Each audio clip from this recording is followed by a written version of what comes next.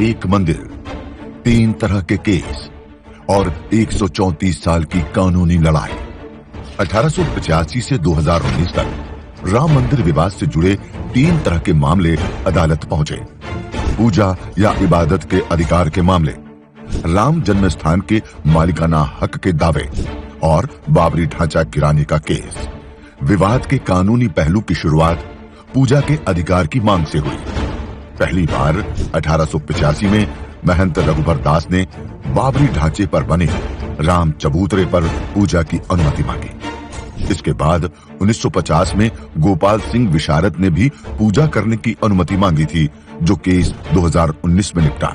1986 में वकील यूसी पांडे की पूजा की मांग पर ही गर्भगृह का ताला खुला था। वहीं मुस्लिम पक्ष ने भी 1994 में इबादत के अधिकार पर याचिका दायर की थी। मंदिर विवाद से जुड़ा दूसरा पहलू है करीब 67.7 एकड़ की जमीन का मालिकाना हक। इसी पहलू के निपटारे से विवाद का हल भी निकला। मालिकाना हक पर यूं तो कई याचिकाएं दायर हुई, लेकिन सुप्रीम कोर्ट ने 3 को ही वैध माना। पहली याचिका निर्मोही अखाड़े की थी। 1959 में दायर इस याचिका में पहली बार राम जन्म स्थान पर मालिकाना हक जताया गया। दूसरी याचिका जब 1961 में सुन्नी वक्फ बोर्ड भी मालिकाना हक जताते हुए कोर्ट पहुंचा। इनके अलावा सबसे महत्वपूर्ण थी 1989 में दायर हुई याचिका, जिसमें रामलला विराजमान को जमीन का मालिक बताया गया। हाईकोर्ट के पूर्व जज देवकीनंदन अग्रवाल ने इस याचिका में रामलला को न्यायिक व्यक्ति बताते हुए कहा, रामलला नाबालिग हैं, इसलिए उनकी तरफ से मैं बतौर राम मित्र याचिका दायर कर रहा हूं। इसी आधार पर 2019 में अदालत ने रामलला को ही जमीन का असली मालिक माना। मगर सुप्रीम कोर्ट के इस फैसले तक पहुंचने की राह आसान नहीं थी। इलाहाबाद हाईकोर्ट में स्वामित्व विवाद पर सुनवाई 2002 में शुरू हुई और 2019 में सुप्रीम कोर्ट ने फैसला सुनाया। इन 17 सालों में एक बार इलाहाबाद हाईकोर्ट का फैसला पलटा गया, तो एक बार सीजेआई ने सुप्रीम कोर्ट की ही बेंच का फैसला पलट दिया। दरअसल 2010 में इलाहाबाद हाईकोर्ट ने विवादित जमीन को 3 हिस्सों में बांटने का फैसला सुनाया। निर्मोही अखाड़ा, सुन्नी वक्फ बोर्ड और रामलला विराजमान को एक हिस्सा दिया गया। फैसले से असहमत तीनों पक्ष सुप्रीम कोर्ट पहुंचे। सुप्रीम कोर्ट में भी सुनवाई खासी रोचक रही।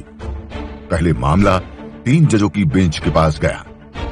सुनवाई में देरी के चलते हिंदू पक्ष ने बड़ी बेंच की मांग की, लेकिन ये मांग 2018 में खारिज हो गई। लेकिन 2019 में तत्कालीन सीजेआई रंजन गोगोई ने सुप्रीम कोर्ट की ही बेंच का फैसला पलटते हुए 5 जजों की बेंच बना दी। जस्टिस यूयू ललित के बेंच से अलग होने के बाद 5 जजों की एक नई बेंच बनाई गई।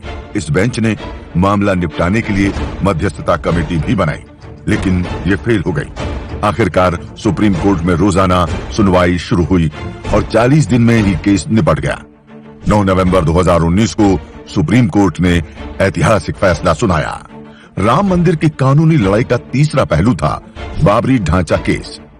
6 दिसंबर 1992 को कार सेवकों ने बाबरी ढांचा गिराया था। इसके बाद दर्ज एफआईआर में भाजपा और विश्व हिंदू परिषद के कई नेताओं पर भीड़ को उकसाने के आरोप लगे। मामले की जांच के लिए लिब्राहन आयोग भी बनाया गया था। 2009 में लिब्राहन आयोग की रिपोर्ट आई तो इसमें भी ढांचा गिराए जाने को साजिश का नतीजा माना गया। जांच सीबीआई को सौंपी गई तो कई साल इसी बहस में बीत गए कि मामले के आरोपियों पर साजिश की धारा लग सकती है या नहीं। आखिर में 2017 में सुप्रीम कोर्ट को दखल देना पड़ा। लंबी सुनवाई के बाद आखिरकार 30 अगस्त 2022 को सीबीआई कोर्ट ने आडवाणी, मुरली मनोहर जोशी और उमा भारती समेत इस केस के सभी आरोपियों को बरी कर दिया। तो ये थी राम मंदिर विवाद की कानूनी यात्रा। राम जन्मभूमि का इतिहास के अगले एपिसोड में जानेंगे राम मंदिर विवाद की वजह से लाइमलाइट में रहे खास चेहरों के बारे में। जुड़े रहिए